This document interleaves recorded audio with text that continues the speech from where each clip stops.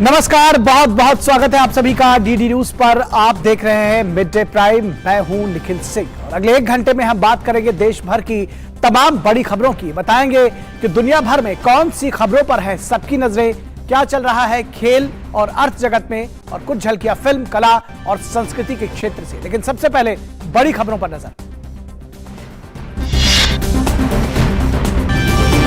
भारत ने बाली में विधिवत ग्रहण की G20 की अध्यक्षता। अपने संबोधन में प्रधानमंत्री मोदी ने कहा, आर्थिक संकट और महामारी के प्रभाव से जूझ रही दुनिया भारत की तरफ देख रही है आशा भरी नजरों से।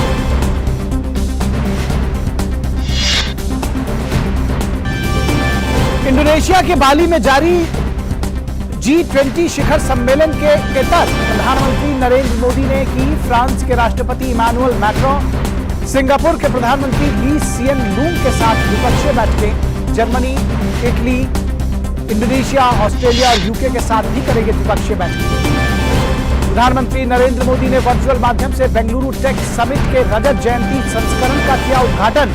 कहा, देश के युवाओं की क्षमता को दुनिया ने माना। देश में यूनिकॉर्न स्टार्टअप की संख्या हुई दोगुनी। 3 दिवसीय कार्यक्रम में 9 समझौता ज्ञापनों पर किए गए दस्तखत। गुजरात में चुनावी माहौल में बढ़ी गर्मी। गृह मंत्री अमित शाह ने अहमदाबाद में किया रोड शो। मुख्यमंत्री भूपेंद्र पटेल ने भरा पर्चा। कांग्रेस की उम्मीदवारों की सूची पर फंसा पेच। कई जगह बागियों ने खोला मोर्चा। श्रद्धा हत्याकांड के आरोपी आफताब ने पुलिस के सामने कबूल किया अपना गुनाह। पुलिस आरोपी को एक बार फिर मौकाए वारदात पर ले जाकर करेगी जांच। पुलिस ने हत्याकांड से जुड़े सबूत मिटाने के लिए उससे जुटाने में कई टीमों को किया तैनात। रूस ने यूक्रेन पर किया बड़ा हमला, दागी 100 मिसाइलें। हमले के बाद खेरसॉन और कीव में ब्लैकआउट, भारी नुकसान की खबरें। राष्ट्रपति जेलेंस्की ने तत्काल युद्ध रोकने की मांग की। अमेरिकी राष्ट्रपति जो बाइडेन ने इंडोनेशिया में G7 और नाटो नेताओं के साथ आपात बैठक की। यूरोपीय संघ ने रूस पर युद्ध रोकने के लिए दबाव बनाने का किया आह्वान। विराट कोहली ने अपने नाम की एक और बड़ी उपलब्धि हासिल की। पाकिस्तान के खिलाफ T20 वर्ल्ड कप में विराट कोहली के एक शॉट को आईसीसी ने अब तक का सबसे बेहतरीन शॉट करार दिया। कोहली के बदौलत टीम इंडिया ने पाकिस्तान को दी थी मात।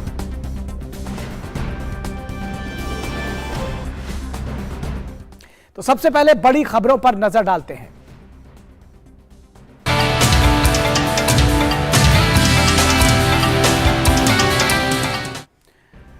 और शुरुआत करेंगे G20 से जुड़ी हुई खबरों की।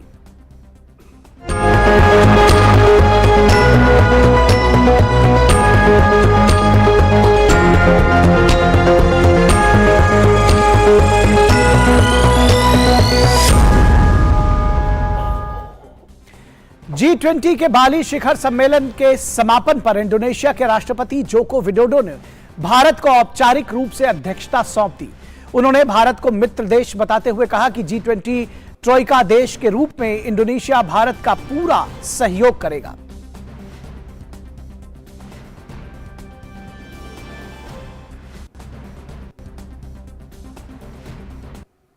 I am sure, under the leadership of Prime Minister Modi, G20 will keep moving forward.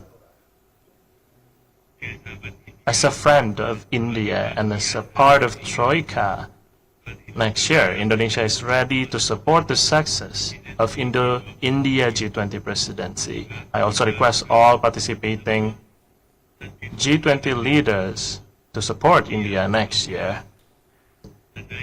Marking the end of Indonesia G20 presidency, I intend to officially hand over the leadership to India as the next G20 presidency. और हमारे संवाददाता अरुण शर्मा बाली से जुड़ गए हैं। इस पूरी खबर पर ज्यादा जानकारी के लिए बात करेंगे अरुण शर्मा से। अरुण, कितना ऐतिहासिक मौका, कितना गौरवशाली क्षण देश के लिए, किस तरह से देखते हैं इसको? देखिए, ये कुछ बड़े टेक अवेज आप कह सकते हैं प्राइम मिनिस्टर नरेंद्र मोदी के G20 समिट जो कि बाली में रहा है। जैसे कि हम जानते हैं कि जो ऑफिशियली जो अब आप कह सकते हैं कि जो इंडोनेशियन प्रेसिडेंट है उन्होंने जो G20 की प्रेसिडेंसी है वो प्राइम मिनिस्टर मोदी को हैंड ओवर कर दी है। ये पहली बार होगा 1 दिसंबर 2022 के बाद में कि 3 डेवलपिंग कंट्रीज का एक ट्रोइका होगा, यानी कि जो आउटगोइंग प्रेसिडेंसी, करंट प्रेसिडेंसी और इनकमिंग प्रेसिडेंसी जो होंगी, तीनों डेवलपिंग कंट्रीज होंगी। तो डेवलपिंग कंट्रीज के लिहाज से कहा जाता है कि prime minister Narendra Modi is voice of developing countries at the multilateral platform. तो ये जब तीनों डेवलपिंग कंट्रीज का ट्रोइका होगा तो जो डेवलपिंग कंट्रीज की बात बहुत बेहतरी के साथ में मल्टीलैटरल प्लेटफॉर्म पर बहुत बैलेंस्ड वे के अंदर रखी जा सकेंगी। दूसरी इंपॉर्टेंट बात निकल करके ये आती है निखिल कि जो G20 का जो फाइनल जो डॉक्यूमेंट होता है, जो हाल ही में यहाँ पर हुआ जो फाइनल डॉक्यूमेंट है उसको अडॉप्ट कर लिया गया है, उसे एक्सेप्ट कर लिया गया है तमाम लीडर्स द्वारा जो कि G20 समिट के अंदर मौजूद थे। अब आपको यहाँ पे एक बात बता रहे कि प्राइम मिनिस्टर मोदी जब SCO समिट अटेंड करने के लिए गए थे, वहां उनकी रशियन प्रेसिडेंट के साथ में जब बातचीत हुई थी तो उन्होंने एक लाइन का इस्तेमाल किया था कि this is no time for war, और ये उन्होंने जो जिक्र किया था इस बात को G20 के जो फाइनल जो डॉक्यूमेंट है उसमें जगह दी गई है। तो कह सकते हैं बहुत बड़ी डिप्लोमेटिक विक्ट्री आप कह सकते हैं, क्योंकि 20 देशों ने एक तरह से एक्सेप्ट किया इस फाइनल डॉक्यूमेंट को, जो G20 के जो देश हैं। और प्राइमरीली ये इंपॉर्टेंट इसलिए भी हो जाता है कि दिखाता है कि कैसे जो 85% ऑफ GDP जो G20 देशों के पास में है और उन तमाम देशों के बीच में किस तरह की एक्सेप्टेंस है प्राइम मिनिस्टर मोदी की और डिप्लोमेटिकली या फिर मल्टीलैटरल प्लेटफॉर्म पर देखा जाए तो। थर्ड इंपॉर्टेंट पॉइंट यहाँ पे जो बिग टेकअवेज आप कह सकते हैं कि प्राइम मिनिस्टर नरेंद्र मोदी ने जब जो प्रेसिडेंसी जो ली है इंडोनेशिया से G20 समिट को लेकर के, तो अब सभी निगाहें अब इंडियन प्राइम मिनिस्टर पर रहेंगी कि आखिरकार 2023 के अंदर वो क्या किस तरह का आयोजन करते हैं, किन टॉपिक्स को टेबल पर लेकर के आते हैं। क्योंकि वसुधैव कुटुंबकम की बात उन्होंने कर दी है, जिस थीम की उन्होंने बात की है, लेकिन one earth, one family, one future वो कैसे होगा इन टाइम्स ऑफ कॉन्फ्लिक्ट, जब गांधी और बुद्ध की धरती से जब G20 समिट का आयोजन किया जाएगा तो प्राइम मिनिस्टर मोदी इन कॉन्फ्लिक्टिंग टाइम्स के अंदर कैसे दुनिया को मैसेज देंगे कि हम लोग एक पीस का काम कर सकते हैं। और पीस आई थिंक जो है वो ही ग्लोबल गुड के लिए अप्रोप्रिएट है, अपने कॉन्फ्लिक्ट को इधर रख करके हमें आगे आने की जरूरत है। और इसी तरह का इंटरवेंशन, बहुत ही strong intervention prime minister Modi का रहा था जब उन्होंने फूड सिक्योरिटी और एनर्जी सिक्योरिटी के सत्रों को संबोधित किया। साफ तौर पर कहा कि आज की जो फर्टिलाइजर शॉर्टेज है वो कल की फूड क्राइसिस होने जा रही है, तो आप अपनी सप्लाई चेन को दुरुस्त करिए, इससे बहुत जरूरत है दुरुस्त करने की। एनर्जी क्राइसिस को लेकर साफ तौर पर कहा कि रेस्ट्रिक्शंस मत लगाइए इस समय पर। लगभग यूरोप देखिए एनर्जी क्राइसिस से जूझ रहा है, वहां पर एनर्जी या फिर पेट्रोलियम प्रोडक्ट्स नहीं पहुंच पा रहे बिकॉज सप्लाई चेन वहां पर एक तरह से इंटैक्ट नहीं है, दुरुस्त नहीं है। तो इसी वजह से उन्होंने डेवलप्ड इकोनॉमीज की भी बात रखी, मल्टीलैटरल प्लेटफॉर्म्स के ऊपर डेवलपिंग इकोनॉमीज की भी बात रखी है। तो एक तरह से जो ब्रिज है इन दोनों अर्थव्यवस्थाओं के बीच में, जो कंट्रीज के बीच में, उसको कहीं ना कहीं बांटने की कोशिश की और एक लीडरशिप रोल या मल्टीलैटरल प्लेटफॉर्म पर प्राइम मिनिस्टर नरेंद्र मोदी निभाते हुए दिखाई दिए। निश्चित तौर पर एक लीडरशिप रोल निभाते हुए दिखे हैं प्रधानमंत्री नरेंद्र मोदी। और भारत की जो चर्चा है वो निश्चित तौर पर G20 के जरिए चारों तरफ हो रही है। प्रधानमंत्री ने अपनी बात भी बहुत मजबूती के साथ रखी है। जो फाइनल डॉक्यूमेंट जिसका आपने जिक्र किया और कहा कि प्रधानमंत्री मोदी की बात की this is no time for war, उसके अतिरिक्त क्या कुछ है उस फाइनल डॉक्यूमेंट में, किस तरह से देखते हैं, क्या कुछ रहा है?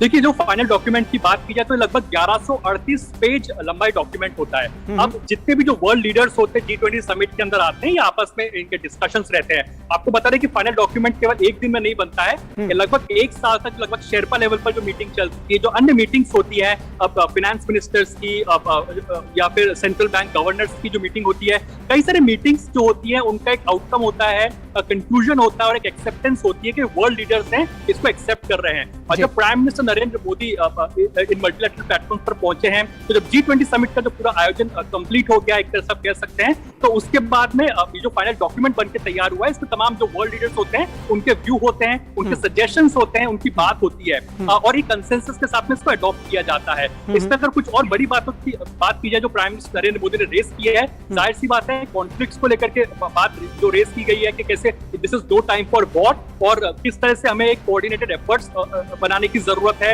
इस फाइनल डॉक्यूमेंट के अंदर आतंकवाद को भी एक तरह से जगह मिली है कि आतंकवाद से निपटने के लिए कैसे G20 देश एक तरह से एक साथ में आ सकते हैं। देयर इज नो गुड और बैड टेररिज्म जो लगातार हर मल्टीलैटरल प्लेटफॉर्म्स पर हम देखते आए हैं, लेकिन जो प्रोमिनेंट जो तरजीह दी गई है वो कैसे कॉन्फ्लिक्ट्स को हम लोग अवॉइड कर सकें। और इस समय पर सबसे बड़ा जो चैलेंज है फूड क्राइसिस का लेकर के, एनर्जी क्राइसिस को लेकर के, क्योंकि जो प्राइम मिनिस्टर नरेंद्र मोदी ने कल हाईलाइट किया कि आज की जो फर्टिलाइजर क्राइसिस है, वो जो शॉर्टेज है, वो कल की फूड क्राइसिस हो सकती है। तो इन जो जिक्र को फूड को लेकर के या एनर्जी सिक्योरिटी को लेकर के जो कुछ बड़ी बातें आप कह सकते हैं इस डॉक्यूमेंट्स के अंदर आती हुई दिखाई दी है। जी अरुण, आप हमारे साथ बने रहिए। अरुण, हमारे साथ में एक और विशेष मेहमान जुड़े हुए हैं, प्रोफेसर संजय पांडे, जो कि स्कूल ऑफ इंटरनेशनल स्टडीज से हैं, जेएनयू से। स्वागत है सर आपका। प्रोफेसर पांडे, आपसे समझना चाहेंगे कि निश्चित तौर पर यह भारत के लिए ऐतिहासिक क्षण है और भारत अध्यक्षता कर रहा है इस आगामी वर्ष में G20 की, लेकिन चुनौतियों की भी बात कर ली जाए, क्या कुछ चुनौतियां भारत के सामने होंगी? क्योंकि ये जो पूरा माहौल है, जियोपॉलिटिकल सिनेरियो है, उसको देखते हुए राह बहुत आसान नहीं होने जा रही, ऐसा कहा जा रहा है। नहीं, बिल्कुल भी आसान नहीं होने वाली है, क्योंकि यूक्रेन युद्ध का अभी कोई अंत दिख नहीं रहा है जी।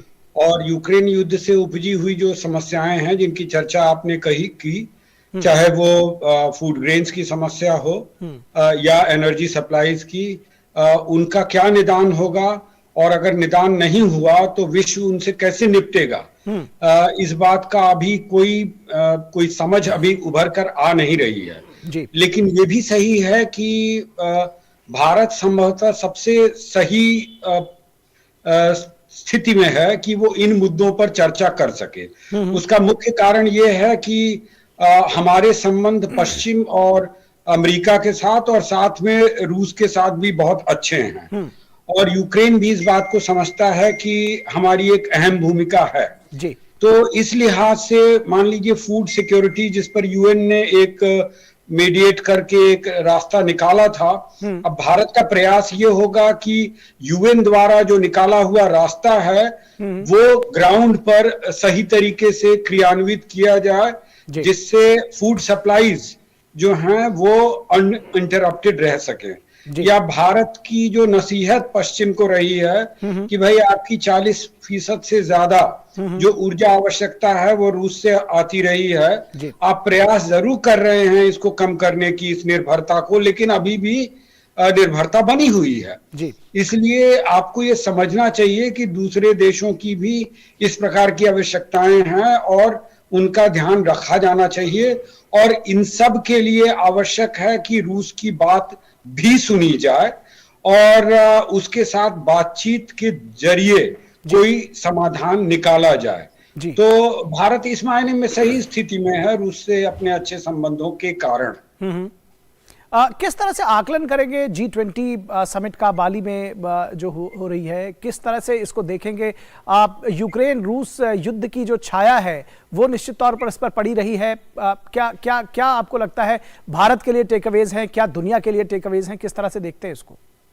लेकिन अच्छी बात यह है कि भारत ने ये प्रयास किया कि यूक्रेन युद्ध के अलावा भी जैसे क्लाइमेट और एनवायरनमेंट की जो समस्या है, ग्लोबल वार्मिंग की जो समस्या है, इन पर भी फोकस बना रहे। सिर्फ यूक्रेन की चर्चा नहीं की जा सकती है, और एनवायरमेंटल प्रॉब्लम्स को लेकर इस हवाले से जो पश्चिम के देशों की जो भी जिम्मेदारी बनती है, उनके लिए आवश्यक है कि वो इसमें अपनी भागीदारी को बढ़ाएं और इसका जो आर्थिक बोझ है वो कम विकसित देशों, विकासशील देशों पर न पड़ने दें। तो भारत की एक बहुत बड़ी सफलता ये रही है कि फोकस बना रहे इन मुद्दों पर, और यूक्रेन युद्ध से भी संबंधित जो ऊर्जा और खाद्य समस्या है उस पर बनी रहे। तो एनवायरनमेंट, एनर्जी और फूड, ये भारत के लिए फोकस रहेगा जी। तीसरे सत्र में दरअसल प्रधानमंत्री ने जो डिजिटल परिवर्तन थी उसकी भी बात कही। प्रधानमंत्री ने साफ तौर पर कहा, बताया भी कि किस तरह से भारत में जो डिजिटल क्रांति है वो चल रही है। देश के लिहाज से किस तरह से इसको कहीं ना कहीं पूरी दुनिया को जब ट्रांसफॉर्म करने की बात होती है, जब गरीबों तक पहुंच की बात होती है, तो डिजिटल जो ट्रांसफॉर्मेशन है, जो डिजिटल परिवर्तन है, वो एक बड़ी भूमिका निभा सकती है। ये प्रधानमंत्री ने इस G20 समिट पे कहा। प्रोफेसर पांडे, किस तरह से देखते हैं कि ये जो पूरा इशू रहा है, इंडिया ने किस तरह से उसको न सिर्फ टैकल किया है बल्कि एक सार्थक संदेश भी दिया है G20 के देशों को और पूरी दुनिया को? जी, विगत कुछ वर्षों में, विशेष तौर पर कोरोना काल में, जिस प्रकार भारतीय सरकार ने आम जनता तक चाहे वो खाद्यान्न हो उनको मुहैया कराया हो या डायरेक्ट कैश ट्रांसफर के जरिए आम आदमी तक जिस तरह पैसा पहुंचाया है, जिससे इस पिछले विगत 2.5 सालों में लोगों की मूलभूत आवश्यकताएं पूरी होती रहे हैं, इस बात को लेकर भारत की सराहना विश्व भर में हुई है कि इतनी गरीबी के बावजूद भारत ने, अब सरकार ने विशेषकर हर संभव प्रयास किया है कि जनता पर इन समस्याओं का कोई असर न पड़ने पाए, और खासकर विगत 9 महीनों में जो यूक्रेन युद्ध है।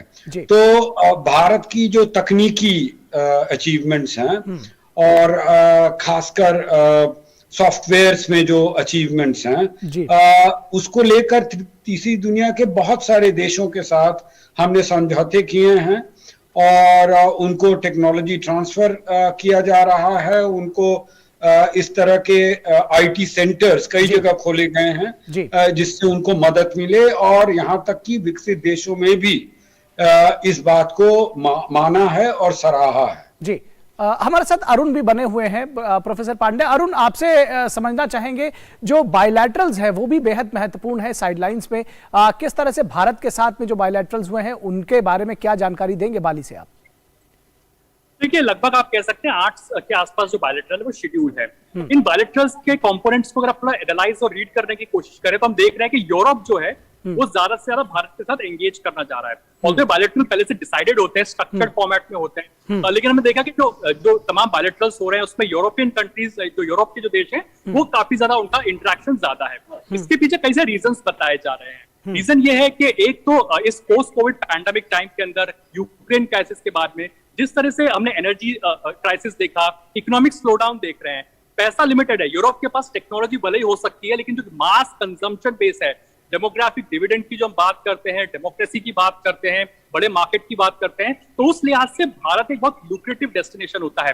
और इसीलिए आप देखिए कि चाहे आप इटली की बात कर लीजिए, यूके में जो नई लीडरशिप आई है ऋषि सुनक, उनकी बात कर लीजिए, फ्रांस की बात कर लीजिए, ये तमाम जो बड़े देश है वो भारत से इंटरैक्ट या फिर एंगेज कर रहे हैं। हमने ये भी देखा निखिल कि आज स्ट्रक्चर्ड बायलैटरल शेड्यूल है, लेकिन कल हमने देखा था कि किस तरह से इनफॉर्मली कई सारे वर्ल्ड लीडर्स हैं, उनसे प्राइम मिनिस्टर नरेंद्र मोदी की मुलाकात हुई थी G20 के साइडलाइंस के ऊपर, और वहां भी कई सारी इनफॉर्मल मीटिंग हुई थी।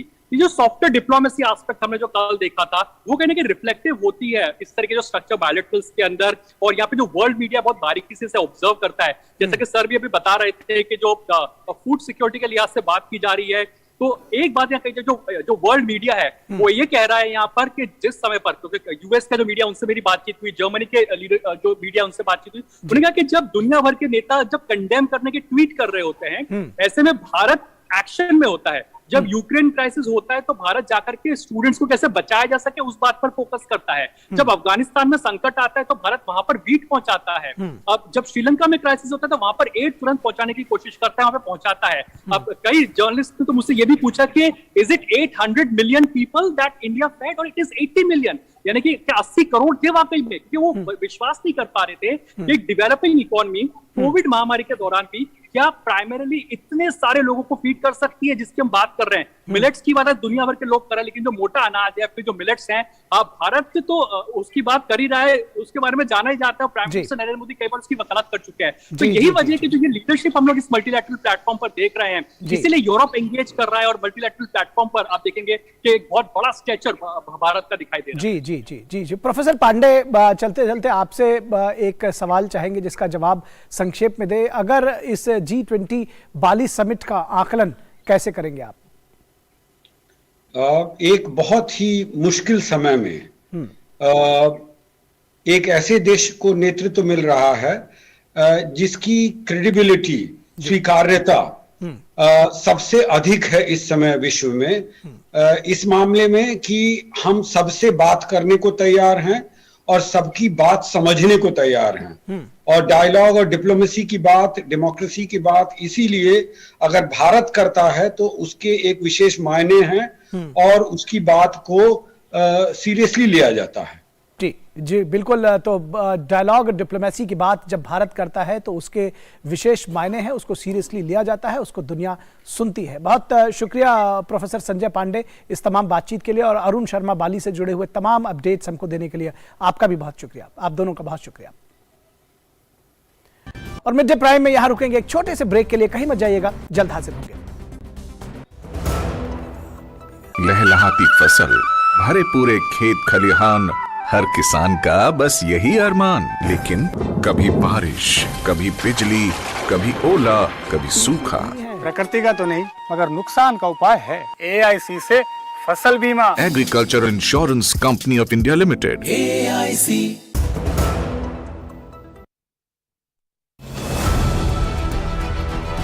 गुजरात में चढ़ा चुनावी पारा, तैयार है राजनीतिक अखाड़ा। 182 सीटों पर होगा सियासी घमासान। क्या कांग्रेस को मिलेगी पुरानी पहचान, या बीजेपी का रास्ता है आसान? क्या गुजरात में चलेगी आपकी जादूगरी? गुजरात की जनता आखिर किसके साथ खड़ी? डीडी कॉन्क्लेव में इस बार देखिए कितना बदला गुजरात, सिर्फ डीडी न्यूज पर। ब्रेक के बाद मिड डे प्राइम में एक बार फिर आप सभी का स्वागत है, और हम चर्चा कर रहे हैं G20 शिखर सम्मेलन की। बाली में G20 शिखर सम्मेलन जारी है, और प्रधानमंत्री नरेंद्र मोदी ने G20 के बाली शिखर सम्मेलन के तीसरे सत्र में शिरकत की। उन्होंने डिजिटल परिवर्तन पर आधारित सत्र में डिजिटल तकनीक द्वारा वंचितों और गरीबों के जीवन को आसान बनाए जाने की भूमिका को उकेरा। उन्होंने कहा कि जलवायु परिवर्तन की चुनौती में भी डिजिटल समाधान सहायक होगा। साथ ही साथ उन्होंने कहा कि डिजिटल परिवर्तन को समावेशी बनाया जाए, और इसके साथ ही साथ अंतर्राष्ट्रीय स्तर पर आज भी एक बहुत बड़ी डिजिटल डिवाइड है जिसको पाटने की जरूरत है। विश्व के अधिकतर विकासशील देशों के नागरिकों के पास किसी भी प्रकार की डिजिटल पहचान नहीं है, जो कि डिजिटल पहचान होना बेहद जरूरी है। विश्व के 50 देशों के पास ही डिजिटल भुगतान प्रणाली मौजूद है। प्रधानमंत्री ने G20 के सत्र में, तीसरे सत्र में ये बात कही। उन्होंने कहा कि अगले 10 सालों में मनुष्य के जीवन में डिजिटल परिवर्तन का लक्ष्य रखा जाना चाहिए। G20 की अध्यक्षता में डेटा विकास अभिन्न अंग होगा, ये प्रधानमंत्री ने तीसरे सत्र में कहा। उन्होंने कहा कि समावेशी डिजिटल परिवर्तन से सामाजिक आर्थिक बदलाव संभव है। उन्होंने कहा स्केल और स्पीड के साथ शासन में पारदर्शिता लाई जा सकती है, और उसके लिए डिजिटल उपयोग बेहद जरूरी है। डिजिटल समाधान जलवायु परिवर्तन के खिलाफ लड़ाई में भी बड़ा सहायक सिद्ध हो सकता है, यह कहना था प्रधानमंत्री नरेंद्र मोदी का। उन्होंने कहा कि डिजिटल पहुंच सबके लिए होनी चाहिए, और इस पर सभी को विशेष ध्यान दिया जाना चाहिए। उनका कई लोकतांत्रिक प्लेटफॉर्म भारत ने डिजिटल परिवर्तन के लिए उपलब्ध करवाए हैं। भारत डिजिटल क्रांति का दौर से गुजर रहा है, भारत में डिजिटल क्रांति का दौर चल रहा है, और यूपीआई के जरिए बीते साल विश्व के 40% से ज्यादा रियल टाइम ट्रांजैक्शंस भारत में हुए। आंकड़े कुछ प्रस्तुत किए प्रधानमंत्री ने, कहा कि डिजिटल आइडेंटिटी के आधार पर भारत में 460 मिलियन नए बैंक खाते खुले हैं। महामारी के दौरान कोविन प्लेटफॉर्म की चर्चा की। कोविन के जरिए मानव इतिहास का सबसे बड़ा टीकाकरण अभियान चलाया गया। उन्होंने कहा कि डिजिटल तक सबकी पहुंच भारत ने सुनिश्चित की है, और एक बड़ा प्लेटफॉर्म भारत ने देश के जन जन को मुहैया कराया है। प्रधानमंत्री ने जो डिजिटल परिवर्तन का तीसरा सत्र था उसमें ये सारी बातें विशेष तौर पर कही। इससे पहले G20 के बाली शिखर सम्मेलन के दूसरे दिन प्रधानमंत्री मोदी ने सदस्य देशों के अन्य नेताओं के साथ मैंग्रोव जंगल का दौरा किया। इस दौरान मैंग्रोव के संरक्षण के साथ ही इंडोनेशिया में पारंपरिक तौर पर जल संरक्षण की विधि की भी जानकारी G20 समूह के नेताओं को दी गई। पारंपरिक तौर पर वहां जल संरक्षण की विधि को सुबक कहा जाता है। सभी आमंत्रित नेताओं ने मैंग्रोव का पौधा ही रोपा। दुनिया के सामने जलवायु परिवर्तन की गंभीर चुनौतियों के बीच G20 ने पर्यावरण को संरक्षित रखने का संदेश भी दिया। इंडोनेशिया द्वारा मैंग्रोव के इस विशेष जंगल में नए पौधों को तैयार करने की नर्सरी और पूरे इकोसिस्टम को समझा। नर्सरी में 63,000 पौधे तैयार करने की व्यवस्था है। इंडोनेशिया ने 2024 तक 6 लाख हेक्टेयर में मैंग्रोव विकसित करने का लक्ष्य रखा है। मैंग्रोव जंगल में एक मत्स्य तालाब भी मौजूद है, जो कि 1300 हेक्टेयर में फैला हुआ है। तो बेहद विशेष है ये मैंग्रोव जंगल, और इसमें एक मत्स्य तालाब भी है जो कि तकरीबन 1300 हेक्टेयर में फैला हुआ है। G20 के नेताओं ने इस मैंग्रोव जंगल का दौरा किया और भारत सिंगापुर के प्रधानमंत्री ने बाली में द्विपक्षीय मुलाकात की। दोनों प्रधानमंत्रियों ने सिंगापुर के प्रधानमंत्री ली सिएन लूंग से मुलाकात के दौरान प्रधानमंत्री नरेंद्र मोदी ने दोनों देशों के बीच कई क्षेत्रों जैसे ग्रीन इकोनॉमी, नवीकरणीय ऊर्जा, फिनटेक और व्यापारिक क्षेत्र में सहयोग बढ़ाने के साथ ही एक्ट ईस्ट पॉलिसी को मजबूती देने पर भी बातचीत की। सिंगापुर भारत की एक्ट ईस्ट पॉलिसी का अहम हिस्सा है।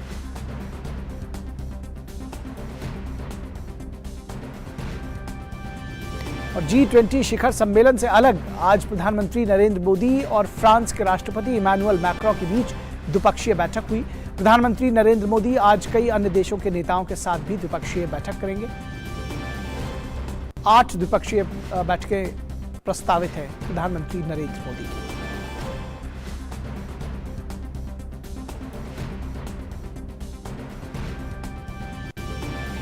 और जर्मनी के चांसलर ओलाफ शोल्ज से भी प्रधानमंत्री नरेंद्र मोदी ने द्विपक्षीय मुलाकात की। तमाम द्विपक्षीय मुद्दों पर जर्मनी के साथ भी व्यापक चर्चा हुई ओलाफ शोल्ज और प्रधानमंत्री नरेंद्र मोदी के बीच में।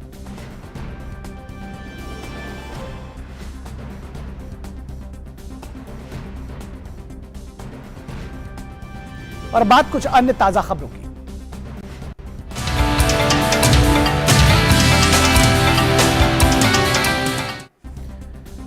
बात कर लेते हैं गुजरात के चुनावों की, गुजरात के सियासत की। गुजरात के मुख्यमंत्री भूपेंद्र पटेल ने घाटलोडिया विधानसभा क्षेत्र से अपना नामांकन दाखिल किया है। इस दौरान केंद्रीय गृह मंत्री अमित शाह भी मौजूद रहे। इससे पहले मंगलवार को केंद्रीय गृह मंत्री अमित शाह ने आगामी गुजरात विधानसभा चुनाव में भाजपा की सरकार बनाने का भरोसा जताया और कहा कि पार्टी सभी रिकॉर्ड तोड़ देगी और सबसे अधिक सीटों के साथ जीत हासिल करेगी। गुजरात विधानसभा के लिए 1 और 5 दिसंबर को 2 चरणों में मतदान होगा और 8 दिसंबर को वोटों की गिनती की जाएगी।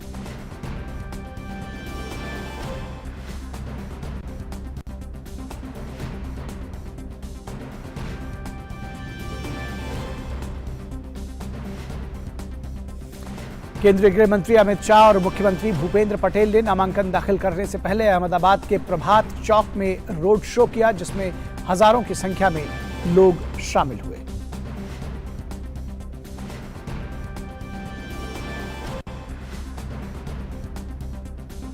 और गुजरात के बाद अब दिल्ली के सियासत की भी बात कर लेते हैं। भाजपा प्रवक्ता गौरव भाटिया ने आज दिल्ली के मुख्यमंत्री अरविंद केजरीवाल पर भ्रष्टाचार के आरोप लगाए। उन्होंने कहा कि हमने अरविंद केजरीवाल का भ्रष्टाचार करीब से देखा है और अरविंद केजरीवाल से ज्यादा निकम्मा और खराब नीयत वाला मुख्यमंत्री किसी भी दूसरे राज्य का नहीं है। गौरव भाटिया ने आरोप लगाया कि केजरीवाल ने देश की राजधानी दिल्ली को कूड़े कचरे से भर दिया है। अरविंद केजरीवाल से ज्यादा निकम्मा, खराब नीयत वाला मुख्यमंत्री पूरे देश में कोई नहीं है। दिल्ली को कूड़े कचरे से भर दिया और सफाई भी नहीं करते हैं, हर बात पे राजनीति करते हैं। और यह कहना गलत नहीं होगा कि अरविंद केजरीवाल जहां जहां जाते हैं, चाहे वो जल हो, चाहे वो थल हो, चाहे वो नभ हो, तो केवल भ्रष्टाचार, उनके निकम्मेपन का प्रमाण और प्रदूषण मिलता है। और भाजपा ने केजरीवाल पर दिल्ली वासियों को जहरीला पानी दिए जाने का भी आरोप लगाया। उन्होंने कहा कि ऐसा पहली बार हुआ है जब दिल्ली जैसे शहर में जल में लोगों को मल देखने को मिल रहा है। भाजपा प्रवक्ता गौरव भाटिया ने कहा कि केजरीवाल को केवल और केवल राजनीति करनी है, कभी भाजपा के नाम पर तो कभी दिल्ली के उपराज्यपाल के नाम पर। दिल्ली की जनता की समस्याओं से उन्हें कुछ भी लेना देना नहीं है। ये सफाई की बात छोड़िए, जहरीला पानी है, इससे बीमारियां हो रही हैं। और बहुत जिम्मेदारी से मैं एक और पहलू इसका बता दूं।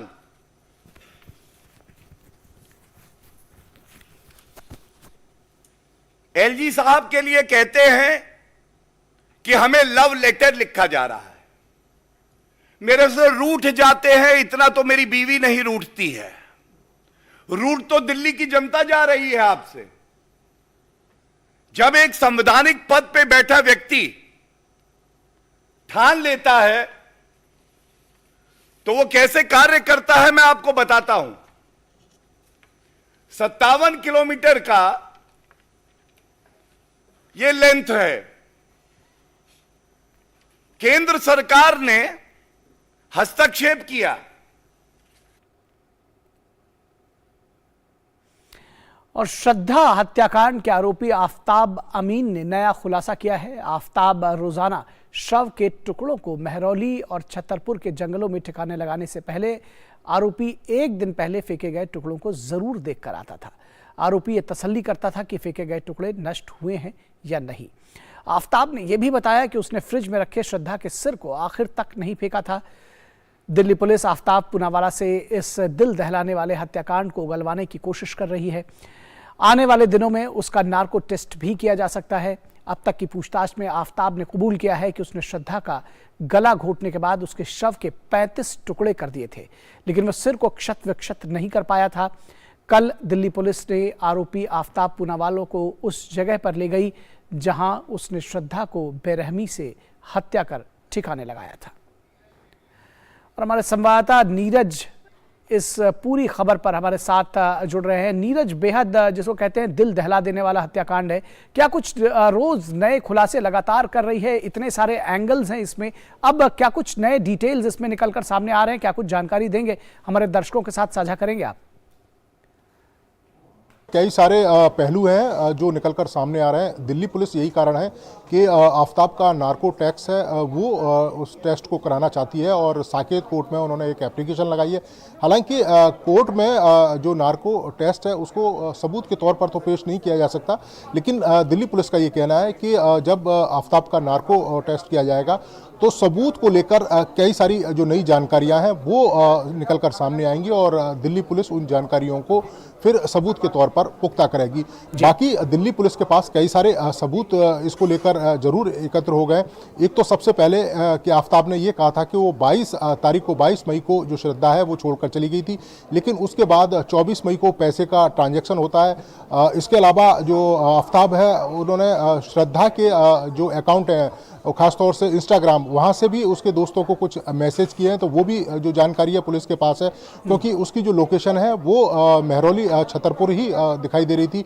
तो इसका मतलब साफ है कि आफताब झूठ बोल रहा था। तो ये एक सबूत के तौर पर दिल्ली पुलिस के पास जानकारी है। और इसके साथ साथ ही जो आफताब के जो दूसरे दोस्त थे उनसे भी दिल्ली पुलिस अब संपर्क कर रही है, उनको बुला रही है, उनसे भी जो पूछताछ है वो की जाएगी। और इसके साथ साथ ही जो आफताब ने जहाँ जहाँ से सामान खरीदा, खासतौर से जो चॉपर है जिससे काटा गया था, उसको भी खोजने का जो प्रयास है वो दिल्ली पुलिस कर रही है। अब चूँकि कई सारे चौंकाने वाले जो तथ्य हैं वो निकलकर सामने आ रहे हैं, इतना भीभत्स ये हत्याकांड है कि हर कोई सुनकर ही सिहर जा रहा है। तो आप समझ सकते हैं कि इस शख्स ने किस तरीके से श्रद्धा को काटा होगा। और जब ये पुलिस के सामने बयान दे रहा है कि सिर को आखिरी तक उसने रखा और श्रद्धा के जो टुकड़े हैं, शरीर के टुकड़े जब फेंकने जाता था तो वो सिर को देखता था।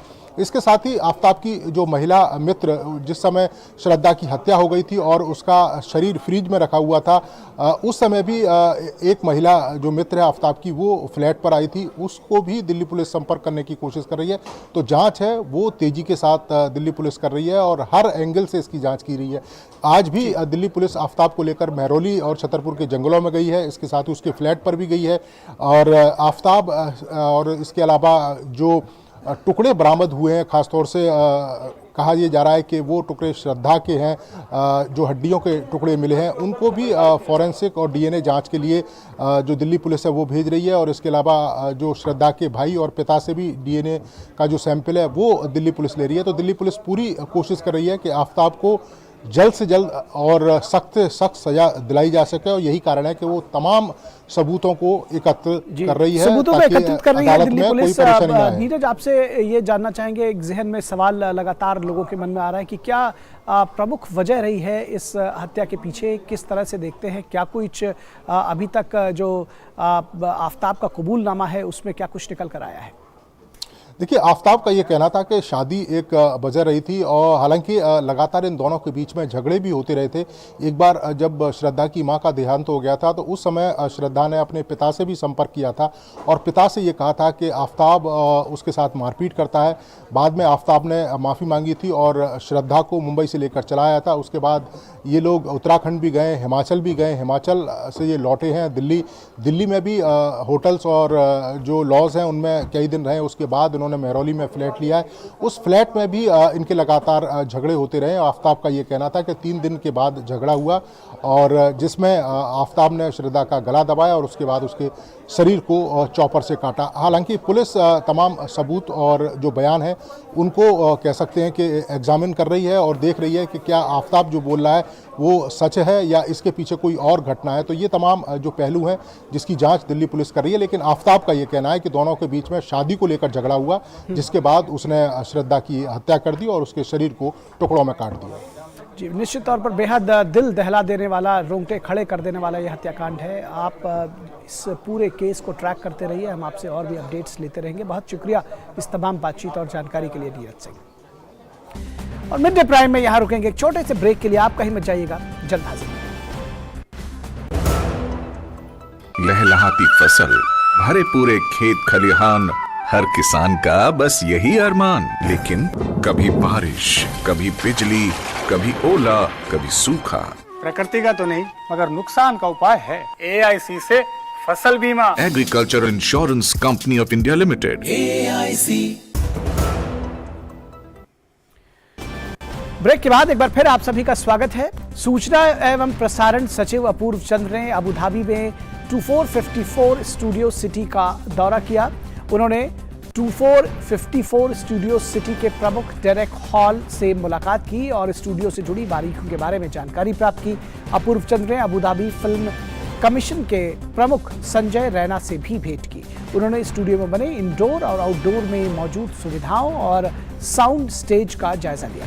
सूचना और प्रसारण सचिव अपूर्व चंद्र ने भारत और UAE के बीच फिल्म के संयुक्त निर्माण से जुड़े समझौते की संभावना पर भी बात की।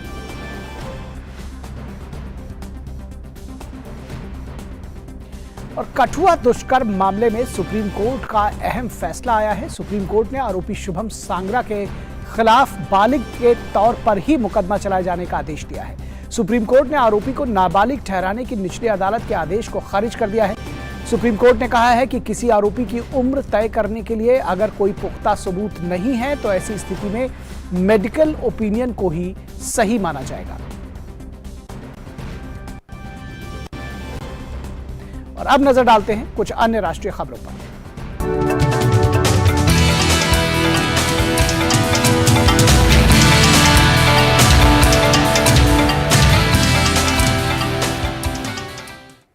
प्रधानमंत्री नरेंद्र मोदी ने आज वर्चुअल माध्यम से बेंगलुरु टेक समिट के रजत जयंती संस्करण का उद्घाटन किया। पीएम मोदी ने कार्यक्रम को संबोधित करते हुए देश के युवाओं की जमकर सराहना की। पीएम मोदी ने कहा कि देश के युवाओं की क्षमता का लोहा आज पूरी दुनिया मानती है।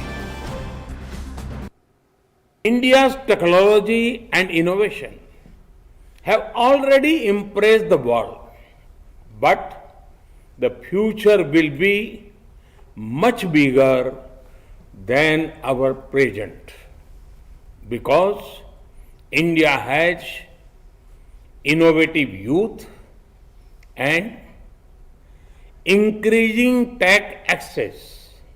The power of India's youth is known across the world. They have ensured tech globalization and talent globalization, healthcare, management, finance. You will find young Indians leading many domains.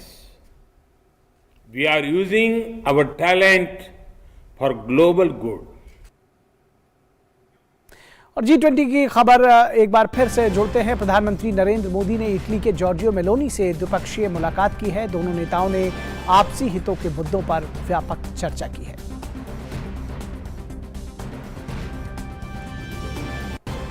तो इटली के प्रधानमंत्री जॉर्जियो मेलोनी से प्रधानमंत्री नरेंद्र मोदी की द्विपक्षीय मुलाकात और तमाम विविध विषयों पर, द्विपक्षीय मुद्दों पर दोनों नेताओं के बीच में, जॉर्जियो मेलोनी और प्रधानमंत्री नरेंद्र मोदी के बीच में व्यापक चर्चा हुई है और बेहद सकारात्मक माहौल में ये चर्चा हुई है, जिस तरह की जानकारी दी गई है और तमाम द्विपक्षीय हितों के जुड़े हुए मुद्दों पर व्यापक चर्चा हुई दोनों देशों के प्रधानमंत्रियों के बीच में। जॉर्जियो मेलोनी इटली के प्रधानमंत्री और प्रधानमंत्री भारत के नरेंद्र मोदी। ये तस्वीरें जो है वो अपने आप में बहुत कुछ कहती हैं। जिस गर्मजोशी के साथ में, जिस सहृदयता के साथ में ये बैठक संपन्न हुई है, उससे ये समझा जा सकता है कि जो माहौल था वो कितना गर्मजोशी भरा था और ऐसे में तमाम द्विपक्षीय मुद्दों पर, दोनों देशों के बीच में अंतर्राष्ट्रीय मुद्दों पर जो पूरी दुनिया को प्रभावित करते हैं, किस तरह से दोनों देश मिलकर काम कर सकते हैं, ऐसे विषयों पर प्रधानमंत्री नरेंद्र मोदी और इटली के प्रधानमंत्री जॉर्जियो मेलोनी के बीच में व्यापक विचार विमर्श और चर्चा हुई।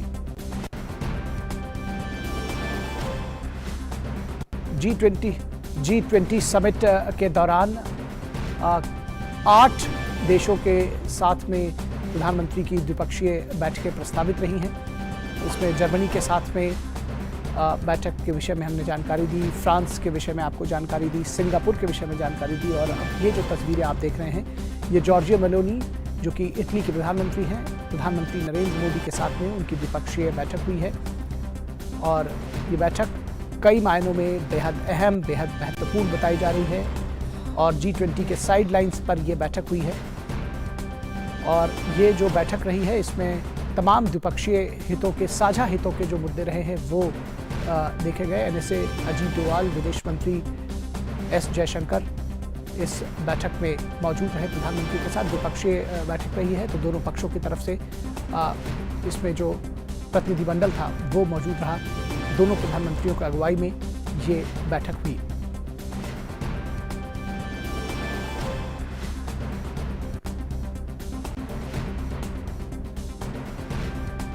ये तस्वीरें अपने आप में बहुत कुछ बयां करती हैं। इन तस्वीरों से बहुत सारे संकेत जाने समझे जा सकते हैं। जिस सहृदयता के साथ में, जिस गर्मजोशी के साथ में दोनों नेता आपस में मिल रहे हैं, जिस तरह से दोनों प्रतिनिधिमंडल आपस में मिल रहे हैं, वो अपने आप में पूरी कहानी को बयां करता है कि किस गर्मजोशी के साथ में और किस तरह से जो प्रगाढ़ रिश्ते हैं इटली और भारत के बीच में, उसको एक स्टेप और फर्दर ले जाने के लिए दोनों देशों के नेताओं ने मुलाकात की है।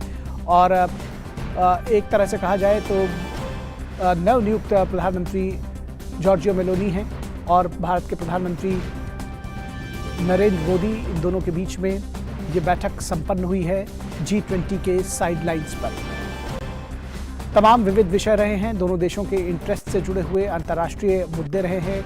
इसमें चाहे फूड सिक्योरिटी की बात रही हो या जो एनर्जी सिक्योरिटी की बात रही हो, जिन मुद्दों को लेकर के G20 समिट में चर्चा रही, स्वास्थ्य से जुड़े हुए मुद्दे रहे हैं, इटली के साथ में व्यापार से जुड़े हुए मुद्दे रहे हैं, दोनों देशों के बीच में पीपल टू पीपल कांटेक्ट की बात रही हो, इन तमाम विविध विषयों पर बातचीत हुई है। ऐसी जानकारी अभी तक खबरों में मिली है। फिलहाल जो और भी ठोस सटीक जानकारी होगी उसके विषय में जानकारी हम आपको बताते रहेंगे।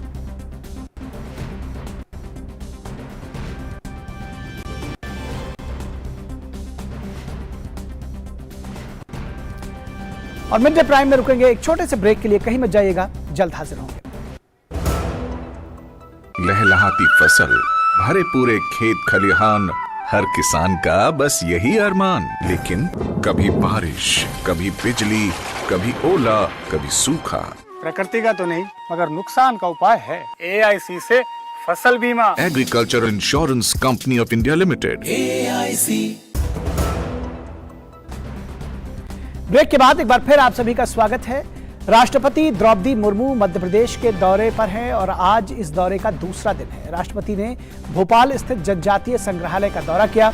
उनके साथ मध्य प्रदेश के राज्यपाल मंगू भाई पटेल और मुख्यमंत्री शिवराज सिंह चौहान भी मौजूद रहे। राष्ट्रपति द्रौपदी मुर्मू का मध्य प्रदेश दौरे का आज दूसरा दिन।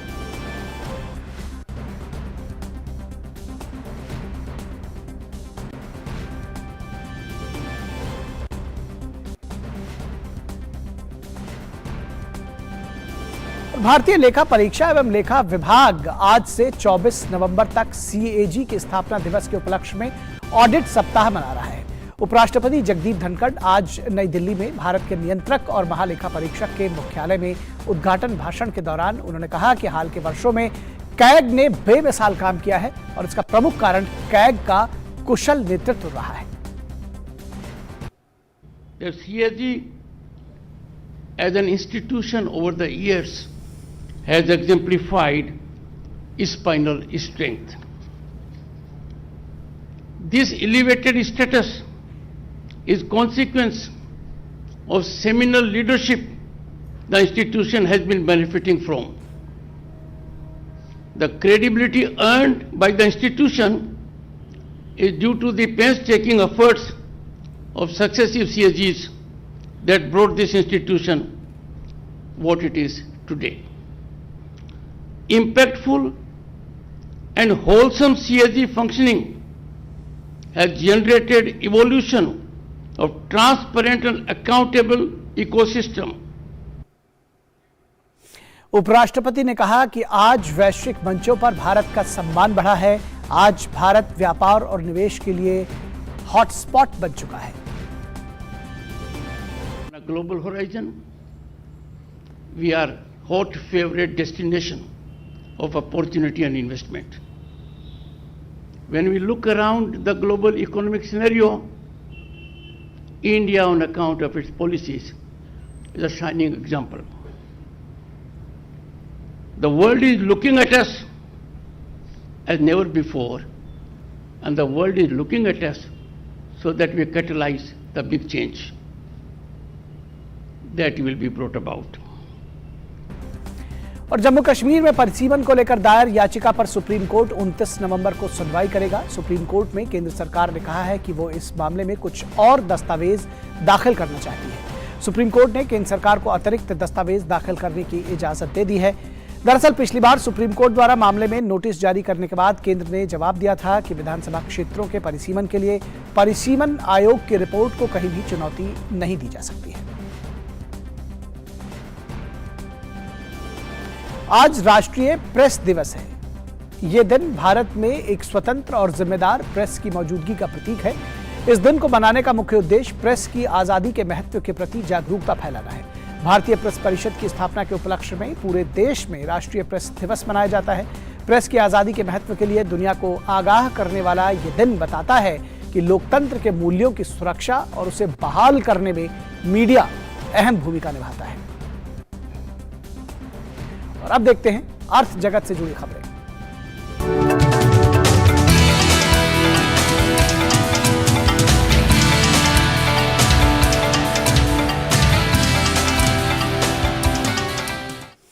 वैश्विक बाजारों से मिले कमजोर संकेतों के बाद आज घरेलू शेयर बाजार भी गिरावट के साथ खुले।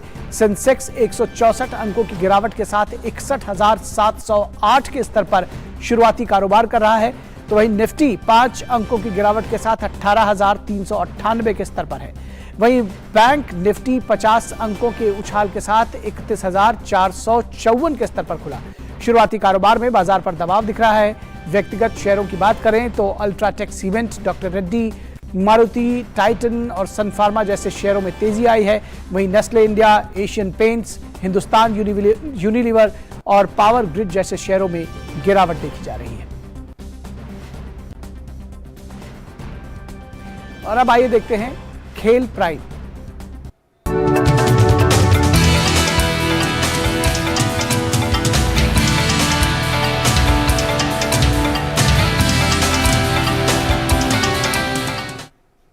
और खेल प्राइम की खबरों के लिए चलेंगे अपने सहयोगी गौरव के पास, जो हमारे साथ जुड़ चुके हैं। गौरव, बहुत स्वागत है आपका। क्या कुछ खबरें बताएंगे हमारे दर्शकों को, क्या साझा करेंगे खेल की जगत से?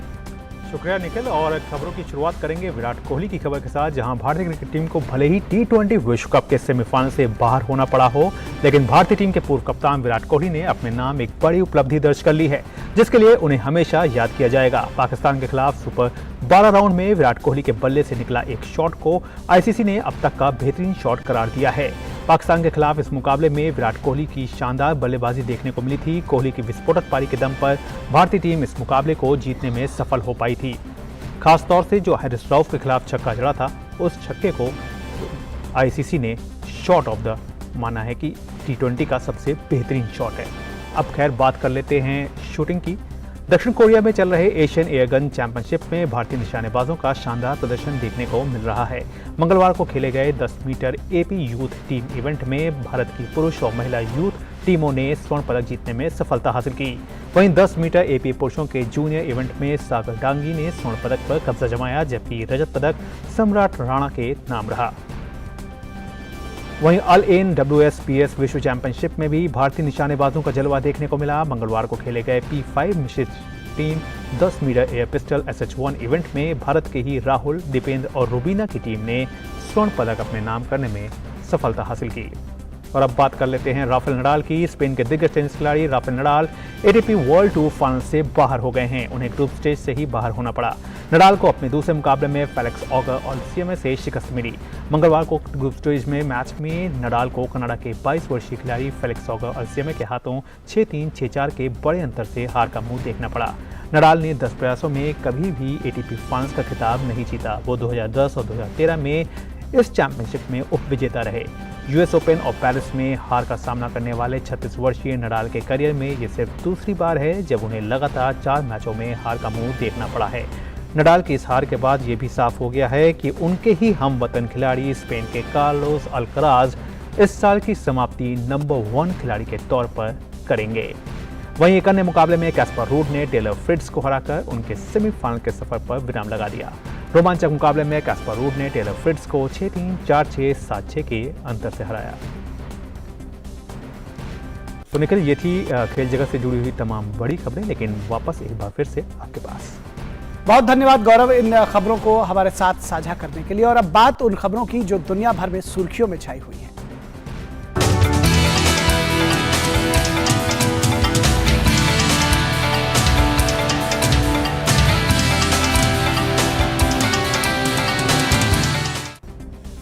अमेरिका के पूर्व राष्ट्रपति डोनाल्ड ट्रंप ने व्हाइट हाउस की दौड़ में तीसरी बार शामिल होने की घोषणा कर दी है। उन्होंने मध्यावधि चुनाव में रिपब्लिकन पार्टी के खराब प्रदर्शन और मार-ओ-लागो क्लब सहित अन्य मामलों में अपने खिलाफ जारी कानूनी जांच के बीच ये घोषणा की।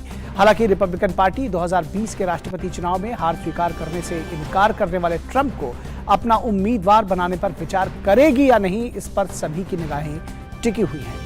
ट्रंप के हार न स्वीकार करने और उनके कथित भड़काऊ भाषणों के बीच उनके समर्थकों ने 6 जनवरी को अमेरिकी संसद भवन में कथित तौर पर हिंसा की थी।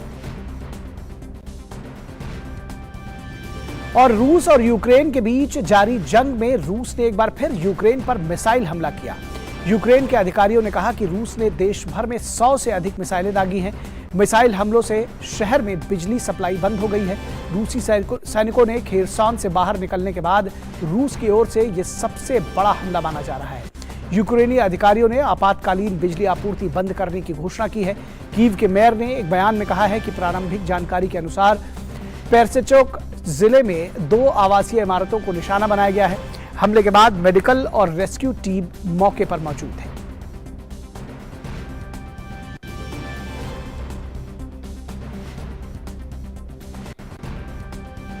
और दुनिया भर में उथल पुथल मची हुई है और केंद्र बिंदु के रूप में काला सागर उभर रहा है।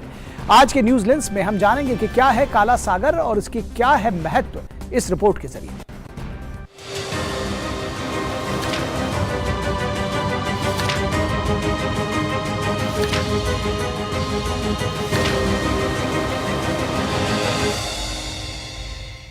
रणनीति का अखाड़ा काला सागर। काला सागर पूर्वी यूरोप और पश्चिमी एशिया के बीच स्थित है। यह दक्षिण, पूर्व और उत्तर में पोन्टिक, काकेशस तथा क्रीमियन पहाड़ों से घिरा हुआ है। काला सागर कर्च जलड मरुमध्य द्वारा आज़ोव सागर से जुड़ा हुआ है। तुर्की जलड मरुमध्य, भूमध्य तथा काला सागर के बीच एक संक्रमणकालीन क्षेत्र बनाता है। काला सागर के सीमावर्ती देश हैं रूस, यूक्रेन, जॉर्जिया, तुर्की, बुल्गारिया और रोमानिया। काला सागर में रूस की रुचि। काला सागर क्षेत्र का अद्वितीय भूगोल रूस को कई भू राजनीतिक लाभ प्रदान करता है। सबसे पहले यह पूरे क्षेत्र के लिए एक महत्वपूर्ण रणनीतिक स्थल है। काला सागर तक पहुंच सभी तटवर्ती और पड़ोसी राज्यों के लिए महत्वपूर्ण है।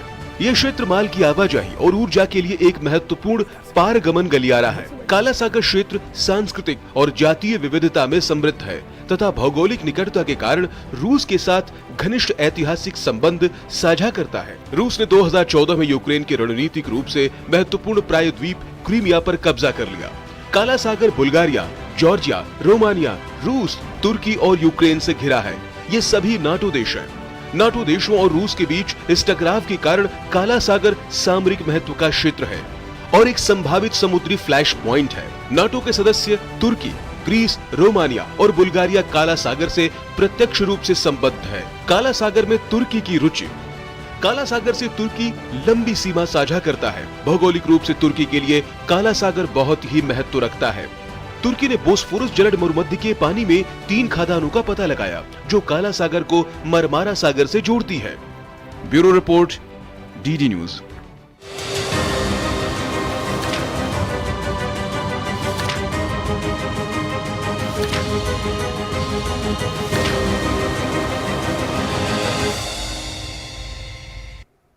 मिड डे प्राइम के इस अंक में बस इतना ही। हमारी पूरी टीम को दीजिए इजाजत।